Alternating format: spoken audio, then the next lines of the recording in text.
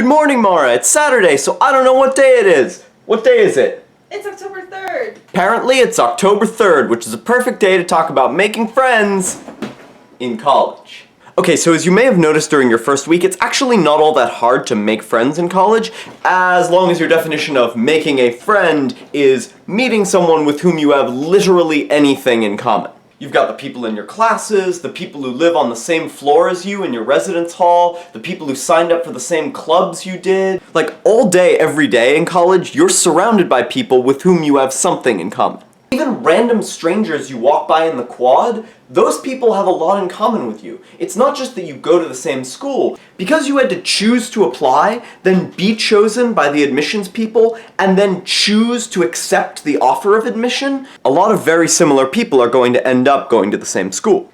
And because you're all more or less the same age, going through a lot of the same things, and you already have a lot of other characteristics in common, it's a lot less awkward and easier to just go up to people and say hi, or ask for directions, or make conversation while you're waiting in a line. That stuff isn't actually all that hard. What's hard is what comes next, which is actually getting to know those people as people, and not like names on a roster or like a Facebook friends list. Is that still a thing? Is Facebook still a thing? Oh god, I feel so old. Get off my lawn! Building real and lasting friendships takes time and effort and shared experiences. Now that's not to say that the friends you make during your first week are like not real friends in some nebulous way. People giving freshmen advice often say things like, "Don't get too attached to the first friends that you make." Now obviously I'm personally biased against that kind of advice. I mean, I met Carolina on our third day of college, and we've been part of each other's lives basically every day since. In fact, many of the closest friendships that I had throughout college started pretty early on in freshman year. But they certainly didn't start off as close as they eventually became, and more importantly, the fact that I had made friends didn't stop me from going out and trying to make more friends. Despite what people like Regina George would have you believe, making friends is not a zero-sum game. Making one friend doesn't make it harder to make another friend.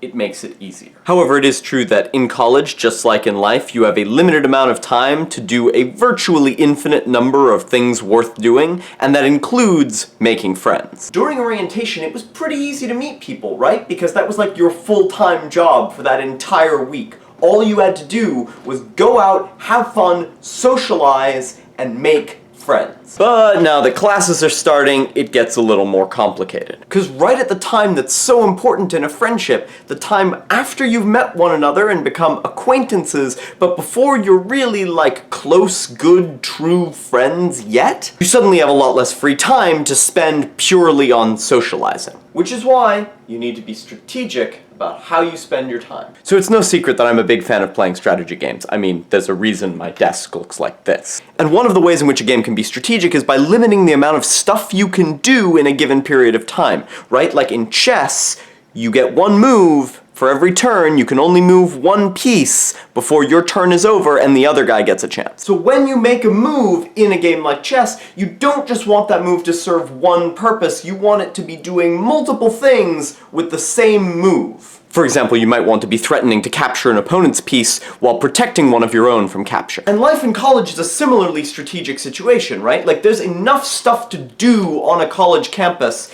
that you could spend an entire human lifetime there and not run out of things worth doing. But you only get 4 years. So the best way to make the most out of your time in college, whether that's your educational goals, or your social goals, or your extracurricular goals, is to do things that advance multiple goals at the same time. So like one of the most important pieces of advice I can give you is don't ever eat by yourself. The dining hall can be a really social place where you come together with people you already know, or maybe make some new friends, and hang out, talk, and learn from one another over a meal. I mean, you have to eat anyway, so you might as well develop friendships while you're doing it, right? And the same thing goes for studying. Studying by yourself, not so good. Studying with others, much better. Even if you're the kind of person who likes to study in total silence, like, you can totally do that with people. Just reserve a silent study room in the library for you and a group of your friends. You can keep each other focused on task while deepening the connection that you already share. Want to go running in the mornings? Don't do it by yourself, get a running buddy. Not only will you be a better friend, it will also make you a better runner.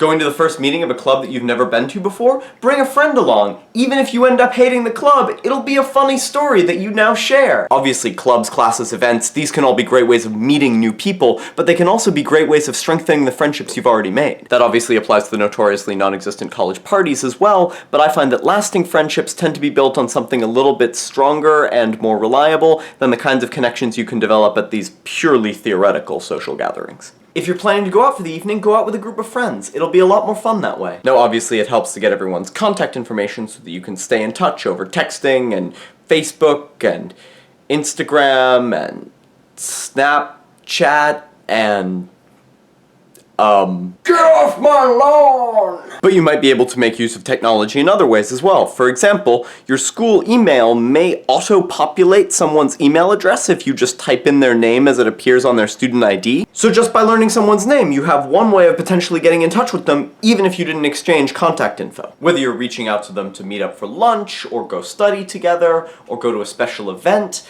you're going to want to be able to reach them through whatever method they use most for contacting people. For example, there may be some people with whom you communicate primarily through video blogs on YouTube. Actually, now I think about it, this whole project we're doing ticks a bunch of the important boxes, right? We're doing an ordinarily solitary activity together. We're using technology to bring us closer together rather than further apart. And most importantly, we're putting ourselves out there in the public space so that people who are interested in who we are and what we do can connect with us. Those are my thoughts on making friends as a freshman in college. I look forward to hearing how your first week of classes went on Tuesday. I also expect to complete an up-to-date tally of the number of people who, upon learning about your gap year in Africa, made a joke today asking why you're white.